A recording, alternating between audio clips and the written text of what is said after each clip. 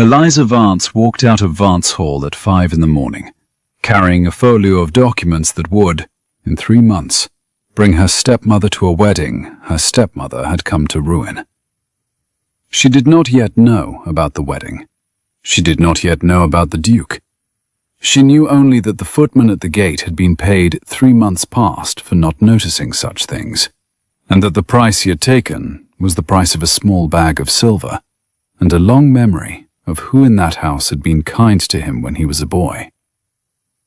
Beyond the gate, the road into the village smelled of wet hawthorn and turned earth. Spring had broken through the long chill of February, and the puddles caught the low sky in flat, silvering coins. The folio under her cloak weighed less than a child's shoe, and would, before the year was out, weigh more than a house. Lady Cassandra Vance, her father's widow, the woman Eliza had once been forced to call mother, was still asleep in the bed she had taken for her own. Lady Cassandra slept until 10, when the household ran itself. Eliza had 2 hours, and she had counted them 3 times before she stepped out of the gate. The folio under her cloak contained 4 letters in her father's neat, slightly slanted hand. 2 pages from the household ledger that ought not to exist, and a single sealed packet she had not opened, because she did not yet know what she would do with what was inside it. Her mother's pearl pendant lay cool and small against her throat under her collar. She had not removed it in 5 years. By the time the church bell struck 6, she was at the magistrate's door, and by the time the magistrate's housekeeper opened it, she had decided she would rather be hanged than walk back into that house. "Miss," said the housekeeper. The woman's eyes were sharp despite the early hour. She had the look of someone who had seen a great many people on the worst morning of their lives. "I have evidence of a fraud," Eliza said. Her voice was steadier than she had any right to expect. "I would like to speak to Sir Henry, please." "Sir Henry has a guest at breakfast." "Then I will wait." The housekeeper's expression shifted, not unkindly, but with the alert attention of a woman who had recognized a moment that mattered. She stepped aside. "Come into the morning room, miss. I will tell him you are here." Eliza did not sit. She stood at the window of the magistrate's morning room, watching the rooks lift and settle in the elm at the gate, and she counted them. Counting was a habit her mother had taught her, the year her mother was ill. Number the rooks, number the window panes, number the breaths between one fear and the next. It was a child's trick that had not stopped working. She had counted to 38 when the door opened and Sir Henry came in. He was not alone. The man behind Sir Henry was perhaps 28 years of age, broad-shouldered in a dark coat that had clearly been ridden in, and he stopped in the doorway when he saw her. He did not stop because she was beautiful, although by any measure she was. He stopped because he had taken the room in the way some men learned in war, and others never learned at all.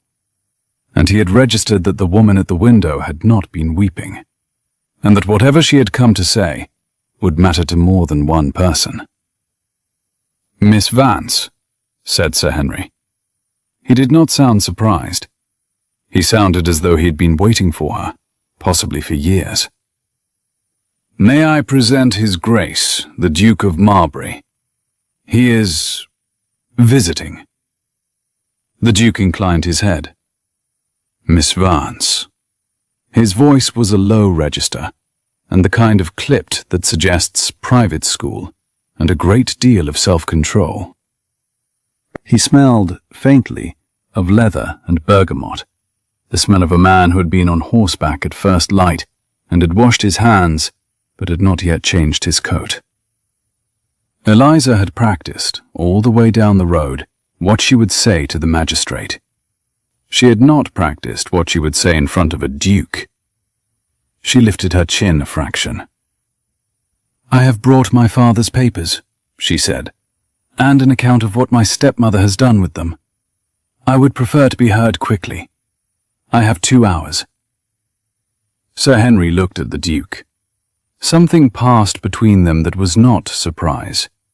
That was the opposite of surprise. 2 hours, said the Duke quietly. Then we ought to begin. The folio opened on Sir Henry's desk like a wound. 4 letters in her father's neat, slanted hand. 2 ledger pages with numbers on them that had been scratched out and replaced. The sealed packet, still closed. She told Sir Henry to open the packet, and when he hesitated, she told him again, the second time without permission, and with an honesty she had not intended to offer to a magistrate this early in the morning. She had not opened it herself, she said, because she was afraid of what she would do if she were alone when she saw what was inside. Sir Henry broke the seal. It was a copy of her father's true will. Not the version that had been read aloud at her father's funeral 5 years before. Not the version Lady Cassandra produced whenever a creditor or a magistrate or a curious cousin came to ask. The witness signatures were her father's old steward, who had taken pneumonia 6 months after her father and never recovered, and the rector of Mossbridge, who had moved to Yorkshire and would have forgotten his own name if asked the wrong way. The estate, in this version, was Eliza's. The dowry was Eliza's. The house was Eliza's. Lady Cassandra's settlement was an annuity of £100 a year, not the £14,000 a year she had been drawing. The Duke read it once and did not speak. He read it again. Then he looked up. "Where did you find this?" She told him, in the spine of her mother's prayer book. She did not allow her voice to break. Her father, she explained, must have hidden it before his time ran short. Must have known, at the end, what kind of woman his second wife had become, or had begun to become. He was not stupid. He had hidden the true will where he believed Cassandra would never look. Cassandra did not read prayer books. Sir Henry's hand moved over the paper as though to physically anchor it. He said, in the cautious voice of a magistrate beginning to draft a case, that this was a serious accusation, that they would need additional evidence, handwriting analysis, testimony from those who had heard the false will read at the funeral, depositions from the steward's family. Eliza assured him that she could produce all of these, and within a week. "Then why," said the Duke, "have you been carrying this in the spine of a prayer book for 5 years?" It was the right question. It was the question she had carried through every winter night in her father's house. She looked at him directly. He had grey eyes, clear, steady grey, the colour of slate after rain. "Because I was not yet ready to leave," she said. "I had no money, I had no kin. My stepmother had told everyone I was unwell. Delicate, she called me, which is the polite word for half-mad. I could not have stood in any room in this county a year ago and been believed. I had to make myself into a person who could be believed before I could ask anyone to believe me." The Duke set the page down. He looked at her for a long moment, and she had the strange impression that he was not assessing, confirming. "Sir Henry," he said, "could you give Miss Vance and me 5 minutes?" The magistrate hesitated. Then, with the tact of an experienced man, he stood. "I will ring for tea." When the door closed, the Duke spoke without preamble. He explained, in the level tone of a man who had clearly briefed cabinets, that he had come into the county a fortnight earlier to investigate the management of 3 estates. Vance Hall, he conceded, was the third, on behalf of a colleague at the Court of Chancery. He had begun to suspect Lady Cassandra of irregularities. He had not, until that morning, 10 minutes earlier, known that she had a stepdaughter she had been keeping under what amounted to house arrest. Eliza's mouth went dry. "You knew?" I suspected. I did not know to what extent. I had not, until 10 minutes ago, known that you existed. I have existed for 26 years. I am aware of that now. There was a beat of silence in the room that was not silence. The fire shifted in the grate. Somewhere upstairs, a clock struck. "What do you require of me, Your Grace?" "Nothing," he said. "But I am going to require a great deal of Lady Cassandra, and it is going to take some weeks to assemble. In those weeks, you cannot go back to Vance Hall." "I have nowhere else to go." "You have," said the Duke. "An aunt I happen to know in Bath, and if her hospitality does not suit, you may stay at my sister's house in Cheltenham. Both are respectable. Both would be glad to know you. They have known of your mother." He was not asking. He was not making it a favor. He was, she realized slowly, simply removing an obstacle from her path. As if her path were obvious. As if her path had been obvious to him within 10 minutes of entering the room. She told him, with the half-laugh of a woman noticing the absurdity of her own situation, that she did not even know his given name. He gave it to her. Theodore, of the Sinclair family. Friends used Theo. His stepmother, he noted with the briefest twitch of the mouth, used Marbury. The detail surprised her. She had not, in the heat of the morning, registered that a man like the Duke might have a stepmother of his own. When she asked whether his was a kind one, he considered the question with the seriousness it did not merit.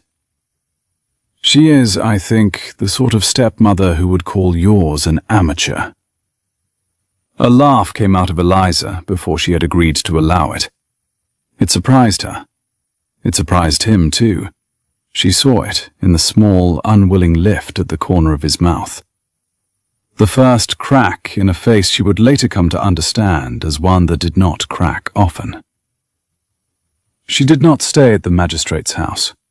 She required, she explained, 4 hours and 1 trunk. She required to be seen in Vance Hall once more, in daylight, before she left it. Otherwise, Lady Cassandra would tell every neighbour for miles that the girl had run mad and been taken to Bedlam. The Duke offered to escort her. She declined. Sir Henry sent his second son and the groom. The Duke followed, a quarter of an hour behind, in his own carriage. Lady Cassandra was in the morning room, doing her correspondence. She was a woman of 47, who had taken excellent care of her hair, and excellent care of her enemies. The colour of her gown that morning was a deep claret silk that should have been worn only by women under 30, and that suited her without apology. She did not stand when Eliza entered. She lifted one perfect dark brow. "You are filthy. Where have you been?" "At Sir Henry's." The brow remained lifted. "You went to the magistrate, at dawn, without a chaperone, without my permission." "Eliza, my dear, it is increasingly difficult to keep telling people you are merely fragile." "I have come to collect my mother's books." "Your mother's books are mine." "My mother's books are mine, as is the pearl pendant you have been searching the house for, since I have it on now and you cannot find it. As is the morning room, as is the rose garden, as is the house. I am informing you of this in person because I want you to know that I knew it before today, and I want you to remember the precise hour at which I told you." It was the first time in 5 years that Eliza had spoken to her stepmother as her father's daughter, rather than as a frightened girl. The effect was instructive. Lady Cassandra's face did not change. The pen in her hand dropped just once against the inkwell. "Eliza." "Lady Vance." "You will sit down." "I will not." "You will sit down, my dear, or I will be forced to call Dr. Whitcomb to declare what we have all been gently postponing for years." "I have just left the magistrate, Cassandra." Eliza had never used the name without title before. "He is in possession this morning of my father's true will, the one in the spine of my mother's prayer book, the one you did not look for because you do not read prayer books, the one in which you receive £100 a year, the one in which I receive everything else." For perhaps 3 seconds, Lady Cassandra did not breathe. Eliza could see it, the slight stilling of the lace at her throat. Then, very smoothly, she said, "Then I will deny it." "I assumed you would." "And who," said Lady Cassandra, "do you imagine will be believed? A spinster who has not been seen in society for 5 years, kept in seclusion for her own protection, against the word of her own mother?" "You are not my mother." "I have been your mother for 16 years. "You have been my father's wife for 16 years. That is a different thing." Lady Cassandra rose. She was the taller woman. She crossed the room in 3 deliberate steps, and she did not raise her hand because she knew, after 16 years, that she did not need to raise her hand to make Eliza flinch. Eliza did not flinch. The door behind them opened. Sir Henry's groom, holding his hat. "Miss Vance, His Grace has arrived. He is waiting in the carriage." "His Grace," repeated Lady Cassandra. "The Duke of Marbury," said the groom. He looked very carefully at the floor. Lady Cassandra's face did something that was not quite shock and not quite calculation. It was both. Eliza had a single, perfect moment of clarity, in which she understood that her stepmother had been waiting all along for some duke or earl to come and notice a Vance daughter, and that she had not believed it would be this one. "You will not leave this house with him." "I will. I will not allow it. You no longer have the power to allow or disallow." For the first time, the voice was not silken. It was the voice of a woman recalculating, and Eliza heard it the way one hears a violin string under sudden tension. Lady Cassandra began to speak, and what came out of her was a long, smoothly assembled appeal. That there was a great deal Eliza did not yet understand. That her father had carried debts she had been too young to be told about. That the household accounts were more complicated than a girl of 26 could possibly read. That there were arrangements which had been made for the protection of the family name, and which a magistrate would never grasp. The appeal was delivered standing, with one hand braced lightly on the back of the chair, the way a woman braces against a wind she has not quite yet decided to lean into. Eliza counted the rooks through the window over her stepmother's shoulder. There were 4. She allowed Cassandra precisely 1 minute by the morning room clock before she informed her, quietly, that she would be leaving with her trunk. Lady Cassandra used the minute. She used it to say 6 different things, each of which was a different shape of the same threat. By the time the minute was over, Eliza had her hand on the door. "You will regret this," said Lady Cassandra. "That has been said to me," said Eliza, "by every person who has ever wished I was smaller. Goodbye, Cassandra." She walked out of the morning room. She walked down the corridor. She walked into the spring sunshine. The Duke was at the carriage door. He held his hand out to her without comment. She put hers into it. The Duke's sister lived in a pale yellow house on a quiet square in Cheltenham. Lady Sinclair Whitmore, Beatrice, was 29, recently married, and possessed of the kind of sharp, generous face that made strangers tell her things they had never meant to say. She took one look at Eliza on the doorstep and dispatched her own husband to the wine merchant. She did not know, she remarked dryly on the way to the parlour, whether Eliza took wine, but it seemed likely that one of them would need it, and Beatrice was not inclined to drink alone on a stranger's first afternoon. Eliza confessed she had not had wine in 5 years. Beatrice judged this excellent, and proposed they begin with a small glass and progress as required. Beatrice asked no questions for the first 3 days. She fed Eliza. She allowed her to sleep until 11 if she wished. She lent her 3 gowns of her own, a cream muslin, a peacock blue afternoon dress, a saffron yellow evening gown, and never mentioned the colour of the gown Eliza had arrived in. On the 4th day, over breakfast, she announced that Theo would be there at 12, that he would want to know what evidence remained to be gathered, and that she had instructed her brother that Eliza would deliver a written list rather than a conversation, because Eliza was tired. Eliza found she was tired and accepted the arrangement gratefully. The Duke arrived at 12. He bowed. Eliza gave him a list.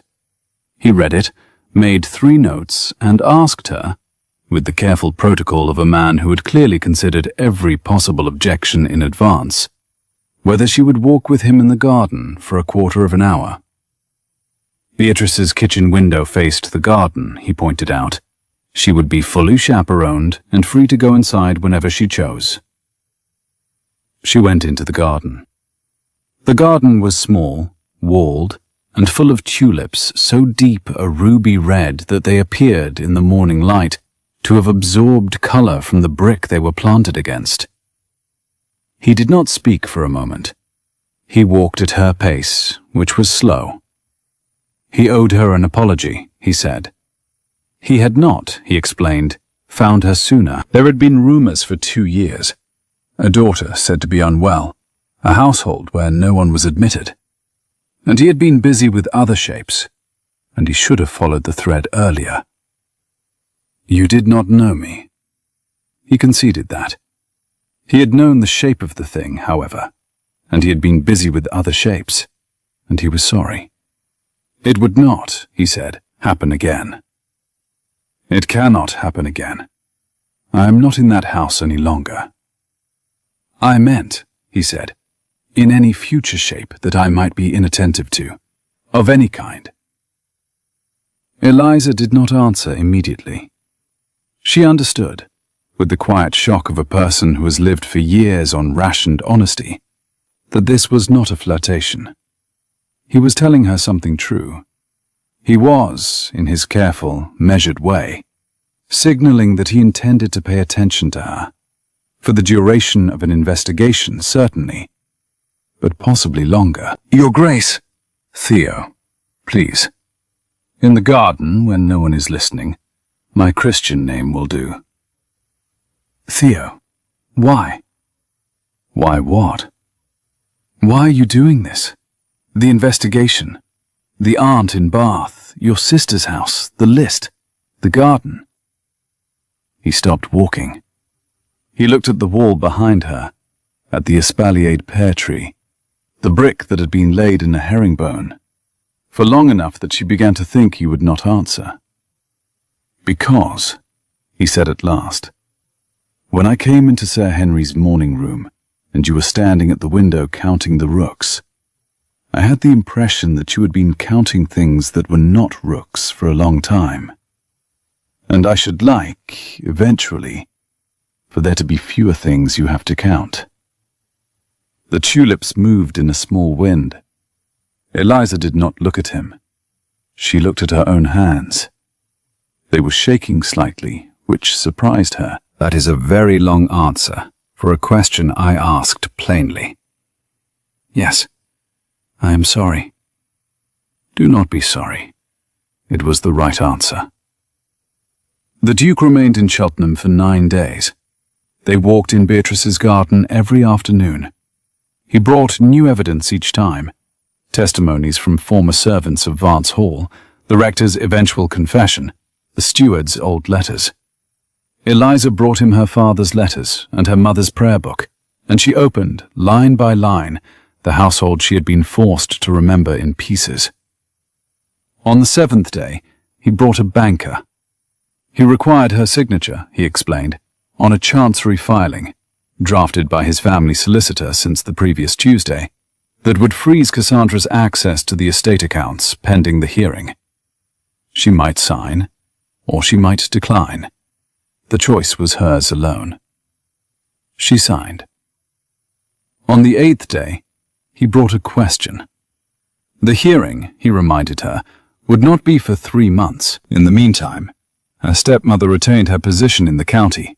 She would write letters, visit neighbors, and recast Eliza, with some success, as the unstable one, since Eliza had indeed been kept from society for 5 years. Yes, she required, he said with the careful diction of a man who had rehearsed and was now reciting, a position in the county that her stepmother could not reach by any letter or any visit. The estate, he agreed, would be hers after the hearing, but a hearing was 3 months away, and 3 months was the kind of interval in which a woman of Lady Cassandra's particular gifts could ruin a great many things. She turned to look at him. The wind had moved his hair into his eyes, which made him look younger and slightly less impossible. She saw, for the first time, that he was nervous. What position do you propose, Theo?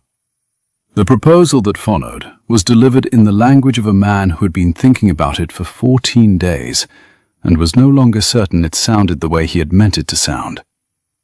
Marriage. To him. As soon as the banns could be read. The position of Duchess of Marbury was a public, irreversible fact.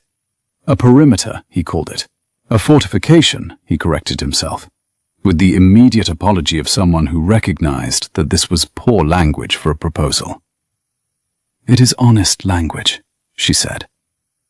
He went on, his voice careful, the voice of a man who had not made a private declaration in some years, and was finding it harder than the public declarations he made in his work. He would not, he said, propose marriage as a strategy alone. The strategy was sound, he conceded that, frankly. But there were reasons that were not strategic, and he would be a coward if he did not tell her so. What reasons? In the morning room, when you said you had counted to 38. He had not, he confessed, been able to forget the number. Every flock of rooks he had passed in the last fortnight he had counted, by reflex.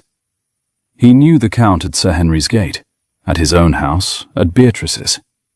He was, he said with a thin, self-conscious smile, keeping a quiet watch on the rookeries of 3 counties, in case they ever again represented the worst hour of someone's morning.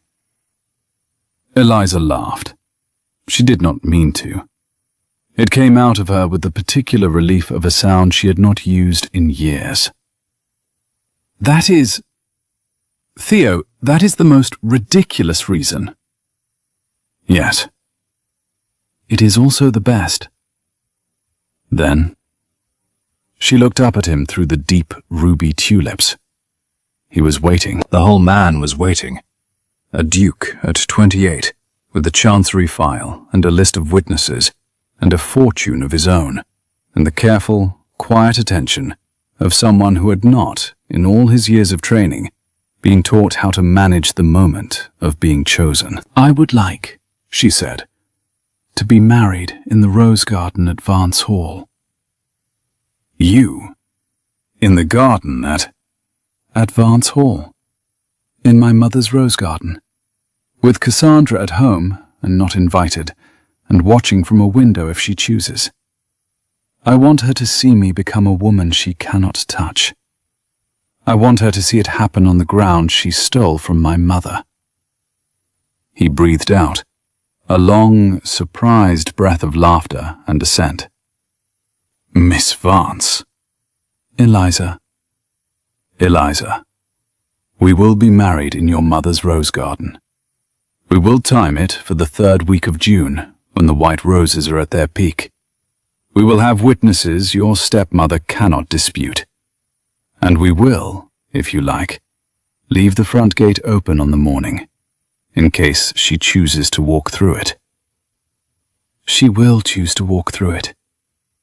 I rather hope she does. The next 6 weeks were a campaign. Beatrice taught Eliza to ride again. Eliza had not ridden in 5 years. Her stepmother had said horses were dangerous for delicate constitutions. She rediscovered her seat in 3 afternoons. She visited the dressmaker. She chose, at Beatrice's recommendation, a wedding gown of pale rose silk.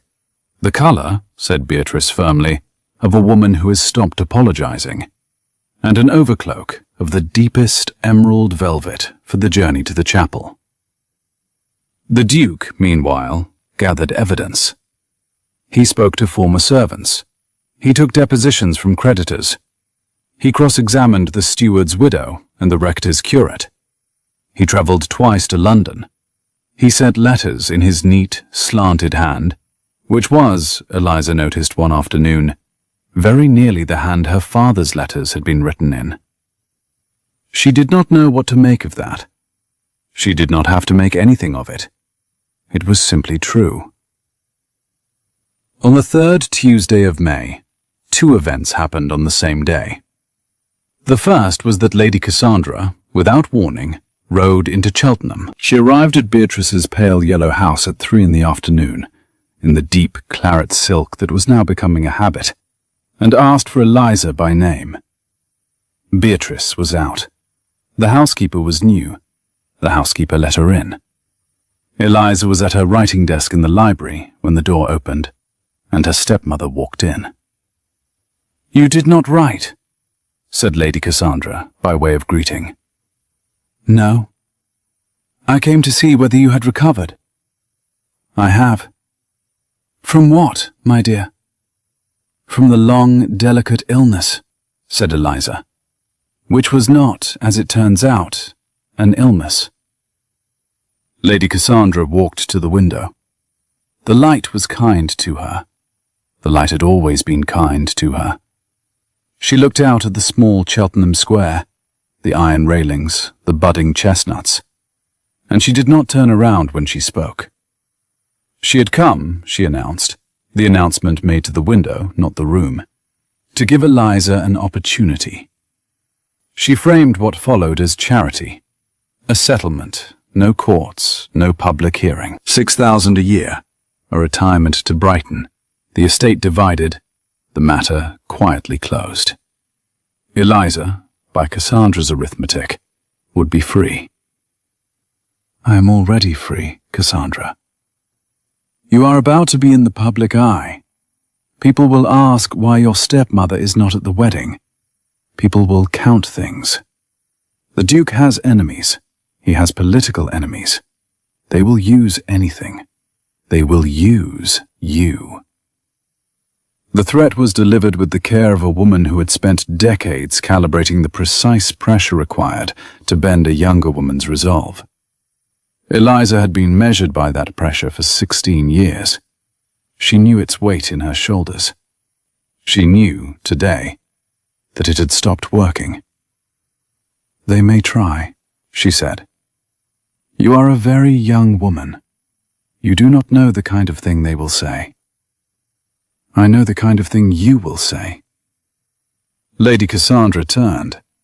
The light caught her, and Eliza saw, for the first time, that her stepmother was frightened. Not of the law, not of the hearing, of something more particular. She tried then, what Eliza later understood to be the last private appeal of a woman who had spent her career being persuasive. "The Duke," she said. "The wedding. The house." Eliza did not understand the cost of having such things. Standing in front of all those people, being looked at, judged. Eliza had not been looked at in 5 years. Eliza was not ready. "Cassandra," said Eliza gently, "you did not keep me out of society for 5 years to protect me. You kept me out of society for 5 years because you knew that the day the county saw me again, they would understand at once that I had been kept, and then they would ask why. I will ruin the wedding." It was said quietly, almost flatly, the way a woman states a fact she has resolved upon, not threatens it. Eliza did not speak for a moment. She closed the inkwell.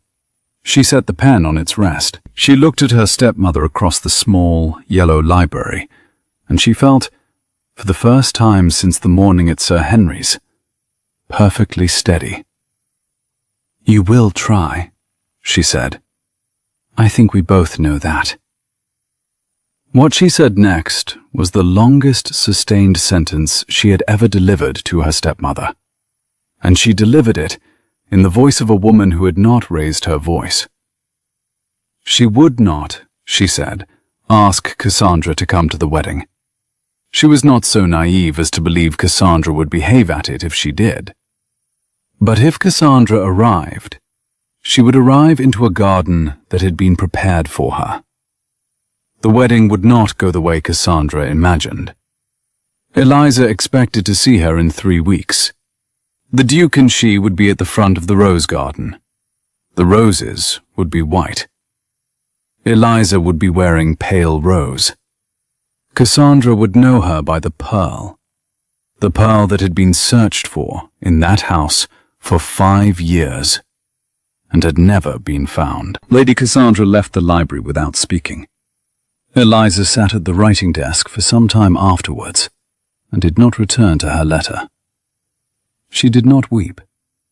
Her hands had stopped shaking some weeks earlier. She noticed this only now, when there should have been a reason for them to shake. The second event of that Tuesday was a letter from the Duke. He had returned from London. He had, he wrote in his close, neat hand, found something. He would call in the morning. He requested that she sit down before he told her, although he did not say what it was. He arrived at 10. He brought a small leather case. Inside the case was a single sheet of paper, very old, signed by Eliza's mother. It was a letter, undated, but written in the year before her mother's last illness. It was addressed to "My dearest, my wisest girl," on the day she turns 21, and it had been intercepted by Lady Cassandra and held for 7 years in a locked drawer, which the Duke had, through means he did not entirely explain, had opened. Eliza read the letter twice. Then she read it again. Then she put her face into her hands, and she allowed herself, for the first time in 5 years, to weep. The Duke did not move. He did not touch her. He did not say it would be all right. He waited, quietly, in Beatrice's library, while Eliza Vance read her late mother's words about a woman she had not yet, on the day the letter was written, become. When she lifted her head, he gave her a clean handkerchief without looking at her. He said only, "The pendant is mentioned in the letter. The pearl. Your mother left it for you, specifically and by name. It was not Lady Cassandra's to take. It was never hers to look for." "I know." "Now you have a letter that says so." "Yes," he said very quietly, but he would not pretend he had not noticed that this was the first time she had wept in front of him. He would, if she wished, pretend that he was not in love with her. He was. He thought she should know. It was, he said, what he would want to know if he were standing where she stood. She did not answer immediately. She folded the letter. She put it back in the leather case. She set the case on the writing desk between them, and she put her hand on top of it, very carefully. She told him then, in the level voice of a woman delivering an inventory she had been keeping for some time, that she had been in love with him since the morning at Sir Henry's, when he had asked why she had been carrying the prayer book for 5 years. She had not been permitted to be in love with anyone since she was 15, and so she had needed several weeks to recognize what she was doing. She would not pretend she had not known it. She would not pretend that he had not been the reason. He took her free hand. He turned it over. He did not kiss it. He simply held it, palm up, fingers loose, as though her hand in the last 6 weeks had become a thing he had been waiting to be given. Eliza. Theo. On Saturday, 3 weeks from now, in your mother's rose garden, with the white roses at their peak. Yes. The morning of the wedding came warm and clear. The white roses at Vance Hall had, by the household's accident, or by the head gardener's quiet rebellion, opened the day before. The rose garden smelled of damp earth and honey, and the particular sweetness that comes of a flower being at the exact height of its bloom on the exact morning it is most needed. Eliza dressed in her childhood bedroom. The room had been emptied of the small chair her stepmother had moved into it as an offense 3 years past. Beatrice and Beatrice's own daughter, a serious child of 8 named Maud, attended her. Maud held the pale rose silk gown out at arm's length and pronounced, with the gravity of a courtroom usher, that this was the most beautiful color she had ever seen in her life, and she would require one for her own wedding. Eliza promised her one in whatever color she chose. Maud reflected for a moment of considerable seriousness and confirmed, pale rose. Eliza promised her pale rose. Mrs. Pendle, the Duke's housekeeper at Marbury, had come for the morning to help with the hair. She was a woman of 60, with very strong opinions and no inclination to keep them to herself. She brushed Eliza's hair back from her face and informed her, with the gravity of a woman who had known His Grace since he was 9, that she had observed His Grace through the usual phases: the awkward boy, the silent boy, the Duke in training, and that she had not, in 20 years, seen him as foolish as he had been about Miss Vance these last 6 weeks. He whistled, Mrs. Pendle reported, in the corridors. She had not heard the man whistle since his father's funeral, and she chose to take this as an excellent sign. Thank you, Mrs. Pendle. Mrs. Pendle then proceeded to deliver, with the gravity of a steward briefing a general, the morning's order of battle. The rose garden was filling. The Duchess of Lansdowne had arrived the previous afternoon, and had pronounced the white roses adequate. The Earl of Comberford had come up from Bath and was walking the gravel path with a stick. A magistrate, 3 solicitors, a young man from London whom Mrs. Pendle suspected of being a newspaper man and to whom she had, on the principle of generous hospitality, offered tea. 9 clergymen, excessive by Mrs. Pendle's count, but they were friends of the Duke's father's family, and they liked to be present. And, at the front gate, a small tactical contingent. Beatrice glanced up sharply. The contingent, Mrs. Pendle clarified, consisted of 2 of Sir Henry's men, the Duke's groom, and Mrs. Pendle herself when required. They would, between them, know if she came. Maud, from behind a cloud of pale rose silk, asked whether Cassandra would in fact come, and Mrs. Pendle expressed the considered view that she rather expected she would. Lady Cassandra was the kind of woman who took invitations she had not received. Eliza pronounced this good. Beatrice, surprised, asked her to repeat it. Eliza did. She would prefer, she said, that Cassandra come, that Cassandra do, in front of 9 clergymen and a newspaper man, the thing she had come to do. She would prefer the matter settled in public, on this ground, today. Beatrice gave a very small laugh. Theo, she admitted, had predicted exactly this. He had instructed her to have the steward arrange a chair for Cassandra at the front. Eliza asked if it had been done. It had been, Beatrice said. The chair was reserved. It bore Lady Cassandra's name. Then we are ready. She went down the staircase her father had gone down. She walked through the hall her mother had walked through. She walked across the threshold she had crossed 5 weeks earlier, in mud and rain. The morning held. The rose garden had been transformed.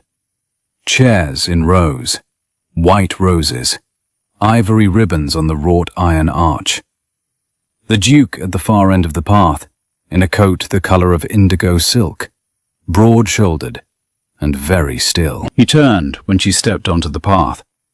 He saw her in pale rose, with the pearl at her throat, with the sun behind her.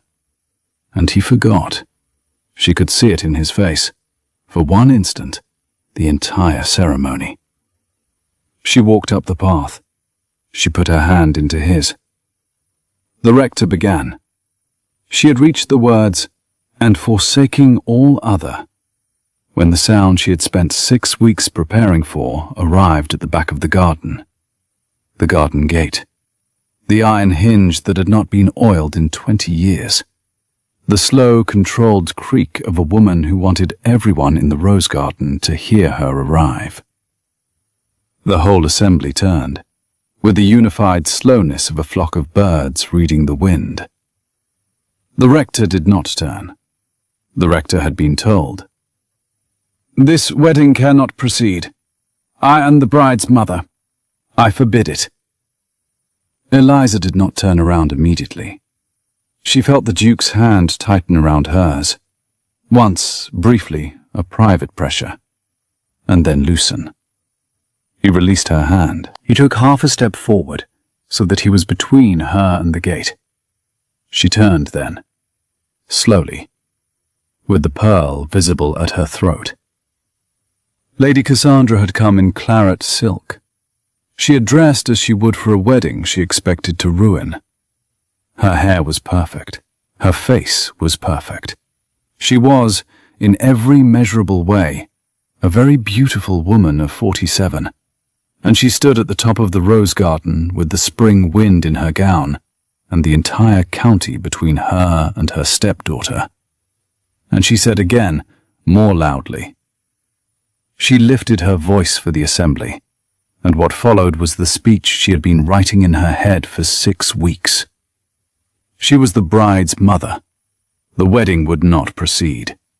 The young woman before them was not what she had presented herself to be. She had been confined in the house for her own protection these many years.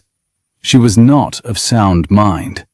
She was not in any position to enter into a binding marriage. Every person present was a witness. Every person present would be required to... "Lady Vance!" The Duke's voice cut through the garden. It was not loud. It did not need to be. The garden simply went quiet, the way a room of horses goes quiet when one of them lifts its head. "Lady Vance," he said again, "we have prepared a chair for you at the front. Would you take it, please?" "I will not." "I am asking you to take the chair, Lady Vance, because what is about to happen will be easier for you to absorb if you are seated." Lady Cassandra hesitated. The hesitation was a single, fatal beat. Sir Henry stepped forward from where he had been standing, so that, only now, the wedding party realized the magistrate had been positioned at the midpoint of the aisle for reasons of his own. He was holding a leather case. He was not smiling.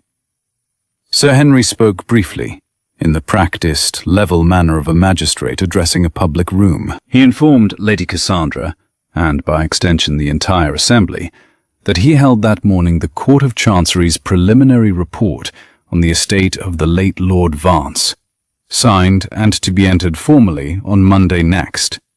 That any claim Lady Cassandra made now about the bride's mental state would be heard by witnesses, each of whom would be deposed within the week, and that she would, he advised her with great care, be bound by every word she chose to say between this moment and the conclusion of the ceremony. Lady Cassandra's mouth opened. Nothing came out. The Duke continued evenly. The will Lady Cassandra had produced at Lord Vance's funeral was a forgery. The original, recovered from the spine of a prayer book the previous month, was in the Chancery file.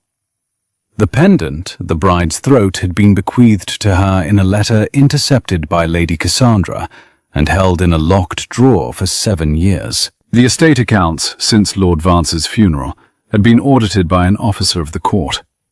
The findings were conclusive. Lady Vance, the Duke concluded, the courtesy of the title still extended, with the precision of a man who did not waste cruelty, had been drawing £14,000 a year against an estate to which she had been entitled to 100. Did she wish, he asked, to enter the chair? Lady Cassandra looked for one long moment at the gate. Sir Henry's 2 men stood at the gate. She did not run. Whatever she had been in her long career, she had not been a woman who ran. She walked, instead, with the same slow inevitability with which she had crossed Vance Hall's morning room 6 weeks earlier, and she took her place in the chair that had been set out for her. She sat. She placed her hands in her lap. She lifted her chin. She did not speak again. The rector, who, to his credit, had not moved during any of this, looked at the Duke. The Duke looked at Eliza. "Miss Vance," said the Duke, "I should very much like to continue the ceremony, if you are willing." Eliza turned, deliberately, to face Lady Cassandra. She walked 3 steps from the altar toward the chair. She did not speak loudly. She spoke at the volume of a woman addressing a single person in a quiet room. "Cassandra, look at me." Lady Cassandra lifted her eyes. "You came to ruin my wedding." "You did not. You came to expose me." "You did not. You came to make me afraid in front of all these people." "I am not afraid. There is nothing left in your hand. There is nothing left in your name. You will sit on this chair, and you will witness, with the rest of the county, what I have walked toward for 5 years. And then, when it is finished, you will leave Vance Hall. The Duke's men will accompany you. You will be received at Sir Henry's house, where you will remain until the hearing. You will not return to my mother's rooms. You will not return to my mother's garden. You will not return." She paused. "Thank you for coming. It is fitting that you should be present. My mother would have liked it, I think." She turned back to the altar. She put her hand into the Duke's hand. She did not look at her stepmother again. The rector cleared his throat. "Where were we? Yes, and forsaking all other—" The wedding finished without further interruption. Eliza Vance became Eliza, Duchess of Marbury, in the rose garden at Vance Hall, in pale rose silk and emerald velvet, with the white roses at their peak and her mother's pearl at her throat. The county watched. The newspaper man wrote a number of things into a small black book. The 9 clergymen were extraneous, as Mrs. Pendle had predicted, but pleased to have been included. Lady Cassandra was escorted from the garden by Sir Henry's men before the wedding breakfast. She did not speak to Eliza again. She would, in the next 18 months, sign a number of papers acknowledging the forgery, accept a settlement of £100 a year, and remove herself, on her own terms, to a small house on the Sussex coast, where she would not be welcome to anyone of consequence, and where she would write a great many letters that no one would answer. She would not see Eliza again. 6 months later, in late November, Eliza walked into the rose garden at Vance Hall with Mrs. Pendle's daughter, a girl of 19 named Anna, whom Eliza had taken on as a companion, and stood in front of the same iron arch where she had been married. The roses were brown stems now. Frost had taken the last of them the week before. The garden looked very small in winter. "Your Grace," said Anna kindly, "it will be summer again." "Yes." "I have brought your shawl. It is the indigo one. You always reach for the indigo one." "Thank you." The Duke came out of the house. He had been in the steward's office going over accounts that Lady Cassandra had not been permitted to touch in some months. He walked across the lawn the way men walk who are no longer in a hurry. He stopped at her shoulder. He did not speak. They stood together, not touching, looking at the arch. "Theo," said Eliza after some time. "Yes?" "I have been counting things." "Have you?" "The rooks, the chimneys, the black bricks in the lower wall. There are 81 of them, by the way, which is unsatisfactory." "It is." "I find," she said, "that I do not need to count any more. I am doing it for the pleasure of it, not because I am afraid." "Yes." "That is different." "Yes." She turned to him. He looked at her, at the pearl at her throat, at the indigo shawl, at the small, settled face of a woman who had not been frightened in some weeks. And he allowed himself, for the second time in 8 months, the small, unwilling lift at the corner of his mouth. "I love you," he said. "I know." "You always know." "I learned it from counting. You watch the same thing for long enough, you know what comes next." He laughed, quietly from his chest, the laugh she had heard for the first time in Cheltenham and had been collecting since. "Theo." "Yes?" "Read me my mother's letter again when we go in. The whole letter. I want to hear it in your voice now, not in mine." "I will read it to you every year," he said, "on the day you turn 21, although you have, technically, passed that anniversary." "Then read it to me on every other day instead." "Every other day," he agreed. They walked back to the house. The chimneys were pale against the November sky. Mrs. Pendle had a fire going in the morning room, the one that had once been Lady Cassandra's. The pearl at Eliza's throat caught the light from the open door. From somewhere inside the house, Maud, visiting for the week, was practicing an extremely confident, slightly inaccurate piece on the pianoforte. Eliza put her hand on the doorframe. She held it the way a sailor holds a mast in calm weather, not for steadying, for pleasure. "What is left?" she said quietly, "when the lie is taken away?" "What is yours?" said the Duke. "Always. Eliza." He held the door open for her, and she walked into her house. If you've ever waited longer than you thought you could to be believed, to be seen, to walk into a room as the person you actually are, tell me in the comments. And if you'd like more stories like Eliza's, where the woman the world tried to make small turns out, in the end, to take up exactly the room she was always meant to fill, I will be here, by the fire, with another one for you next week.